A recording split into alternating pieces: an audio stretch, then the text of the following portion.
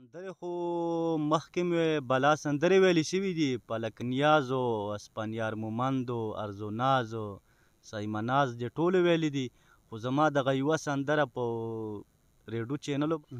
سندره څه شریکومه د ټولو ملګرو سه وایي جانانه اخترونو او میلو له به راځي جانانه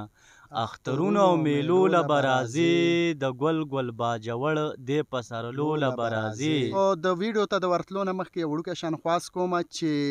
زمونږ چینل کاریز ټي وي سبسکرایب کړئ، خپل نظر راسه د کامنټس په سیکشن کې ضرور شریک کړئ. موږ به هم تاسو له همدغه شانتې کې نوې نوې ویډیوګانې راوړو. موږ د مینوالو په ذهن کې به دا سوال راځي چې کیمور صاحب به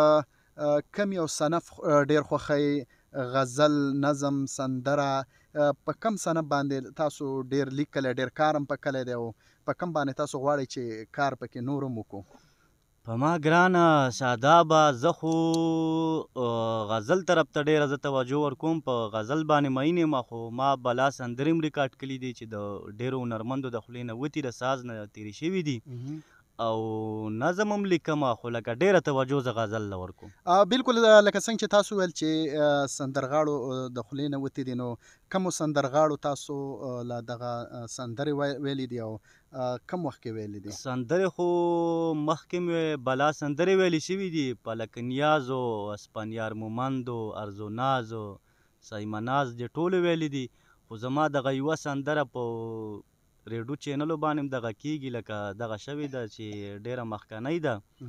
سندره څه شریکومه د ټولو ملګرو سه وایي جانانه اخترونو او میلو له به راځي جانانه اخترونو او میلو له به راځي د ګل ګل باجوړ دې په سرلو له به راځي له ډېرو ښایستونو په رنګونو کې ککړ دی له ډېرو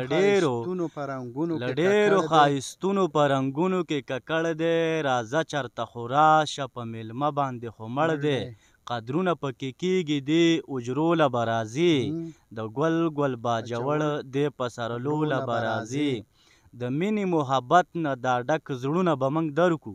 شادابه دا تاته ډالۍ ده دا شعر. ډېره مننه. له مینې محبت نه دا ډک زړونه به موږ درکو او یو ښکلی تور کمیس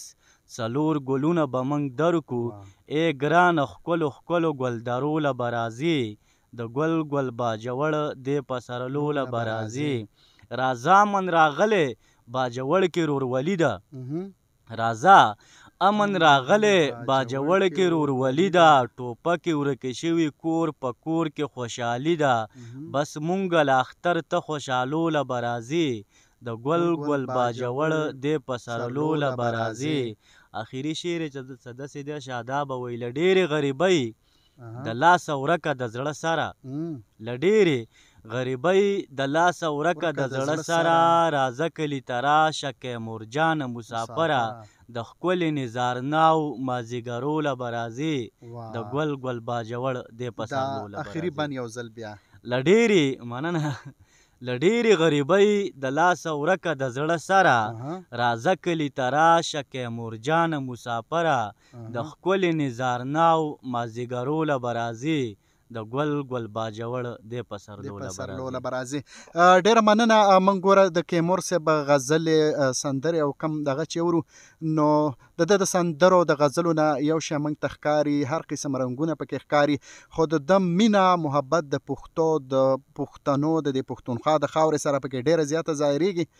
دا د دوی د شاعرۍ یو کمال دی. کیمور صاحب اکثر ملګرو په ذهنونو کې به دا سوال راځي چې یاره تاسو شاعري لکه اکثر خلک وایي چې یاره د مینې د وجې شروع کېږي یا څه کومه حادثه ورسره راشي نو دا شاعري شروع کېږي، نو ستاسو څه کومه حادثه راغلې؟ آیا څه مینې وجه ده یا کومه د څه وجه ده چې تاسو شاعرۍ ته مجبوره شوي وئ؟ مهرباني شادابه دا خو دې ډېر ښه سوال وکړو، په دې خو شاعران پوهېږي ځکه چې شاعري خو له خدای له طرفه ورکړی یو الهامي، او که زما په دغه څوک سوال کوي چېرې دا به معیني، خو ما د جانان میننده کلمه صرف د پښتون وطن د پښتنو له درد څه مینه کړې ده، زه د هغو په درد کې غمځپلی یم، زه صرف د پښتنو څه مینه کوم او د خپلې خاورې څه مینه کوم. بالکل د ده په شعرونو کې ماشاءالله دغه رنګونه ښکاري، په نظر راځي، هر یو شعر د دغه نه درد نه ډک وي، د ملک د وطن د مینې نه ډک وي، د پښتنو څخه د مینې نه ډک وي. کیمور صاحب یو دوه شعرونه به اورو مینوالو ته به ډاله کوو. دغه یو څه شعرونه څه شریکومه وایي په دغه لار په ده کوڅه را سره ځي او که نه په دغه لار په ده کوڅه را سره ځي او که نه ستا د قسم وي په واده را سره ځي او که نه او ما د سفر پنډوکی وتړو خبر شه پیره ما د سفر پنډوکی وتړو خبر شه پیره وختي را پاسه بدرګه را سره ځي او که نه او اخري شعر د وایي یا به سر وخورو یا به قام د غلامۍ نه خلاص کو یا به سر وخورو یا به قام د غلامۍ نه خلاص کو د باچا خان په نظریه را سره ځي او که نه یا به سر وخورو یا به قام د غلامۍ نه خلاص کو یا به سر وخورو یا به قام د غلامۍ نه خلاص کو د باچا خان په نظریه را سره ځي او که نه. ډېر حد دی یار. ډېره مننه. په اخره کې د پروګرام په اخره کې غواړو کیمور صاحب چې تاسو زلمي کل دپاره کم یو پیغام شریکول غواړئ ولې زموږ مینوال به ګوري او اکثر زلمي کل پکې یو پیغام موږ ورکوو کم چې زلمي کل دی د هغو دپاره تاسو یو پیغام کم شریکوئ. دا خو دې ډېر ښه سوال وکړو شاداب. د زلمي کل دپاره زما دغه پیغام ده چې نن سبا یوه مرداره نشه راوتې ده چې هغې ته وایي آیسو نو چې د دغه نه ځان وساتي او بلکې موږ پښتانه ډېر پاتې یو د قلم او د کتاب نه موږ ډېر پاتې یو چې تعلیم طرف ته توجه ورکړو او خپلو ماشومانو باندې تعلیم وکړو. دا ضروري نه چې یو سړی د ډاکټر سا شي دا ضروري نه چې یو سړی د انجینیر سا شي بس که انسان جوړېدل پکار او بله زموږ نوی کول چې را روان کم دی نو هغو ته زما یو دغه پیغام ده چې تاسو کیل طرف ته ډېره توجه ورکوئ فوټبال کرکټ طرف ته د پالتو ګرځېدو د ځینې خلکو سره د ناستې پاستې د هغه نه هیڅ نه جوړېږي. بالکل دا یو قوي قول هم دی چې د کم قام د لوبه میدانونه آباد وي نو د هغو روغتونونه هسپتالونه ویجاړ وي او د کم قام چې د لوبو میدانونه ویجاړ وي نو د هغو هسپتالونه آباد وي. په اخره کې به کیمور صاحب ستاسو نه یو جهان مننه کوو چې په دې لنډ تنګ وخت کې تاسو موږ له دا قیمتي وخت نه لږه ټوټه راکړه او زموږ دا پروګرام لم تاسو